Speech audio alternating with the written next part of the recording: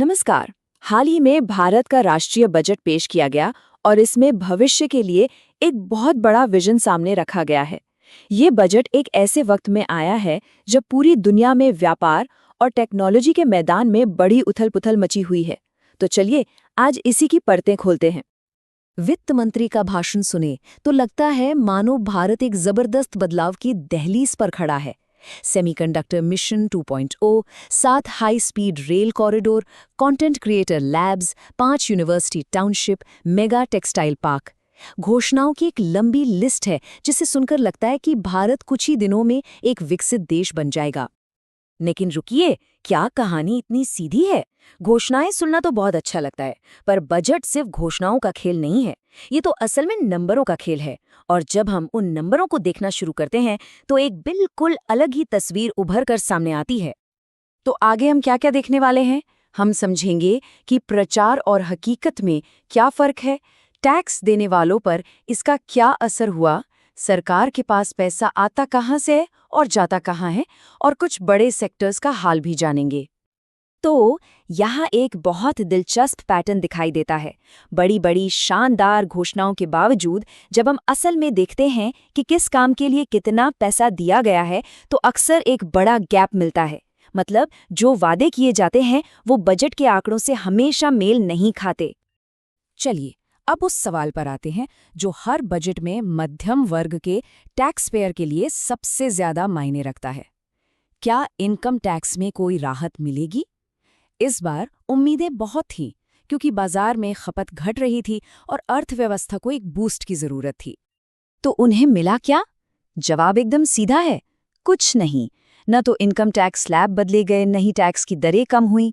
हाँ, प्रक्रिया को थोड़ा आसान बनाने के लिए कुछ बातें जरूर कही गई, लेकिन जेब पर सीधी राहत देने वाली कोई बात नहीं थी। और राहत मिलना तो दूर, कुछ मामलों में तो टैक्स का बोझ बढ़ भी गया है। जैसा कि इस टेबल में दिख रहा है, सिक्योरिटी ट्रांजैक्शन टैक्स यानी एसटीटी बढ़ा दिया गया है।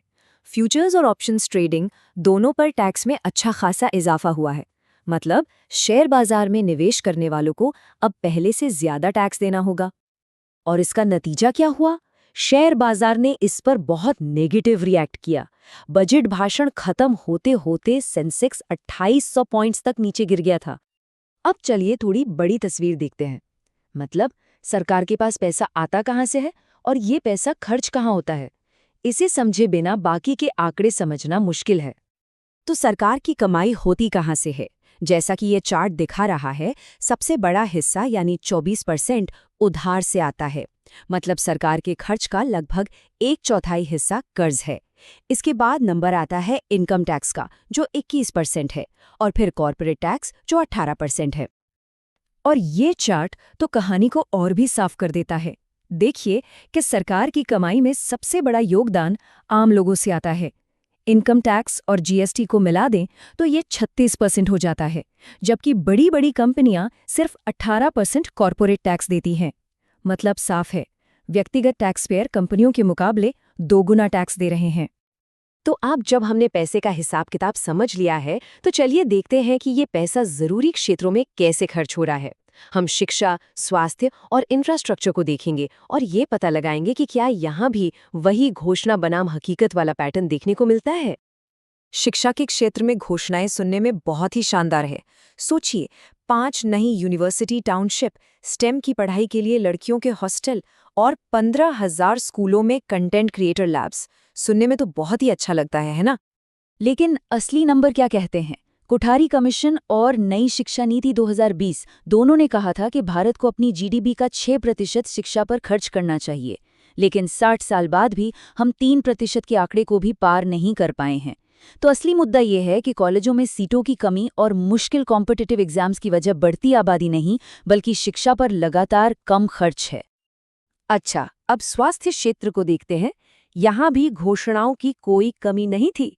फिजियोथेरेपिस्ट जैसे हेल्थ प्रोफेशनल्स के लिए संस्थानों को अपग्रेड करना, 1.5 लाख केयरगिवर्स को ट्रेनिंग देना और मेडिकल टूरिज्म के लिए 5 रीजनल हब बनाना।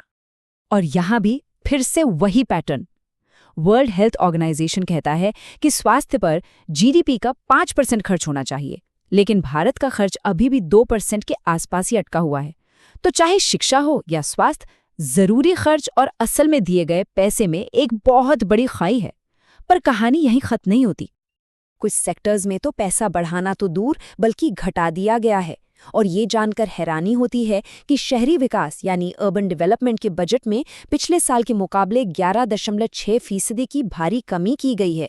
सोचिए, एक तरफ हाई स्पीड रेल और शहरों को मजबूत बनाने की बात हो रही है, और दूसरे तरफ उस काम के लिए सरकारी खर्च में इतनी बड़ी कटौती।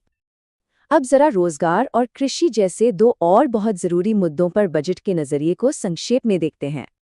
बेरोजगारी, जो आज भारत की सबसे बड़ी समस्याओं में से एक है, उससे निपटने का क्या प्लान है?